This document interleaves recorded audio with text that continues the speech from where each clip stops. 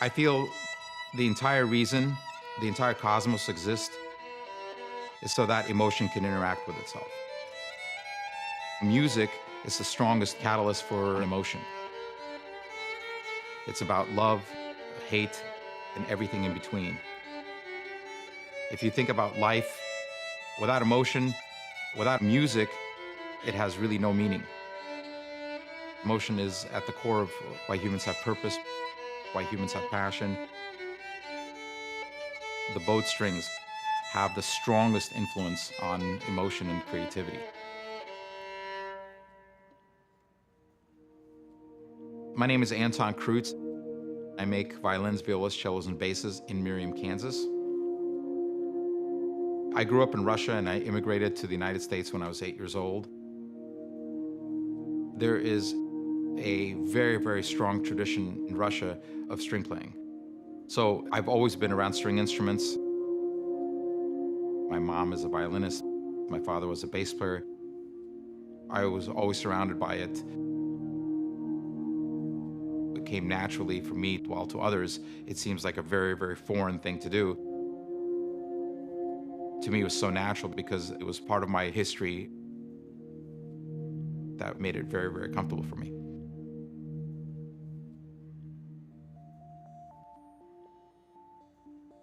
I think I make instruments because I really love the instruments and I really love the sound.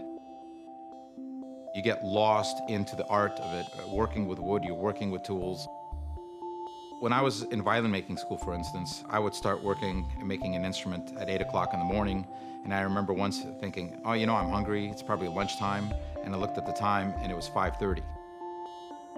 You're completely immersed within the concept of what you're doing to shape that wood.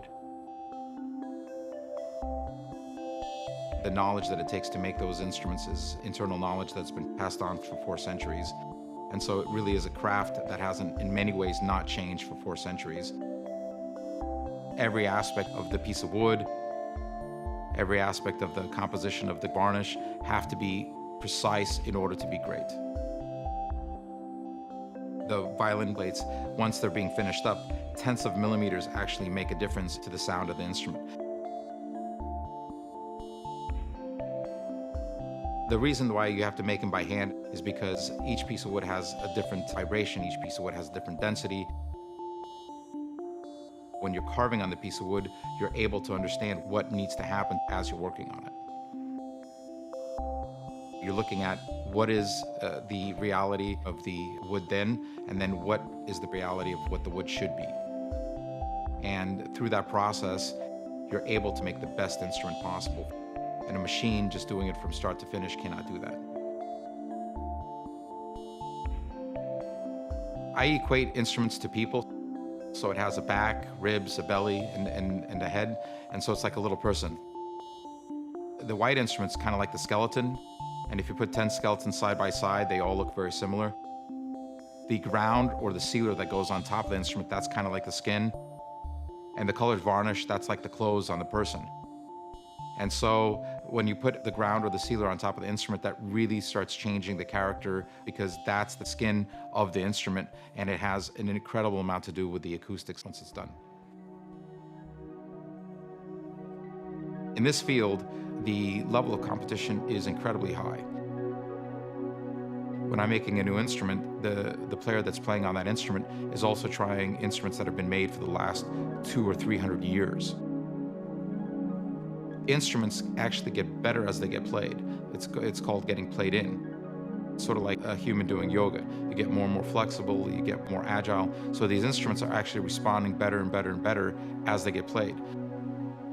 So when I'm making an instrument, not only does it have to have a great sound, but it also has to compete in that sound and be better than something that's been improving for 200 or 300 years.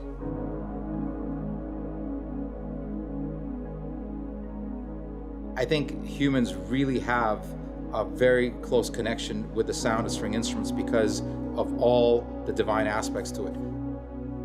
The design of the instrument is all made from spirals. Everything on this instrument, from the lower bouts to the C bouts to the upper bouts to the F holes, how they're placed, how they're made, everything is golden section geometry.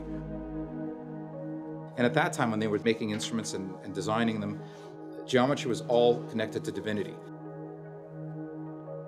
So we have an instrument that really is made of divine proportions. And that's one of the reasons these instruments sound as good as they do. The sound of the instrument that comes closest to the human voice. All those things come together, really have a strong, strong impact on humans and how they interact with each other through these string instruments.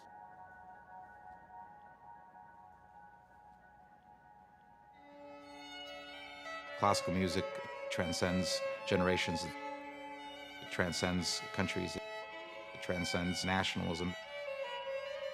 It really is an international language. When I'm making instruments and they're played by players all over the world, really it's a transcendent emotion.